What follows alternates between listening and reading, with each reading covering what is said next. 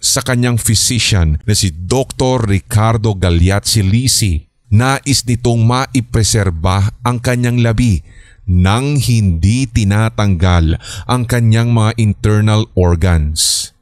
Dagdag pa rito, nais rin niya na ang kanyang panlabas na katawan ay papahiran ng langis at dagta bago babalutin ng ilang layers ng cellophane na pinaniniwalaang sa ganitong paraan din inihanda ang mga labi ni Hesukristo nang siya ay inilibing.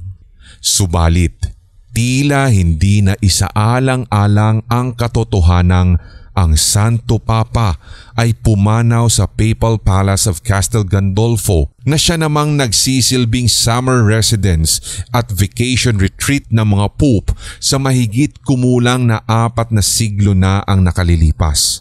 Bukod pa rito, mistulang naging focus ng naghanda sa labi ni Pope Pius XII ay ang laman ng kanyang kahilingan, partikular sa mga procedure upang maihanda ang kanyang bangkay. Nawala tuloy sa konsiderasyon ang haba din ng prosesyon upang ihatid patungo ng Roma na kung saan gaganapin ang kanyang lying in state.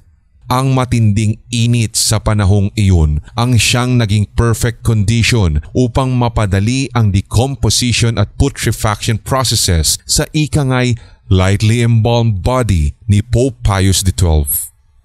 Sinasabing nagsimula na pala ang decomposition nito sa loob ng kanyang katawan at wala sa hinagap, lalo na mga Katolikong nais lamang ay makidalamhati ng panahong iyon na merong napipintong pagsabog ng lagim.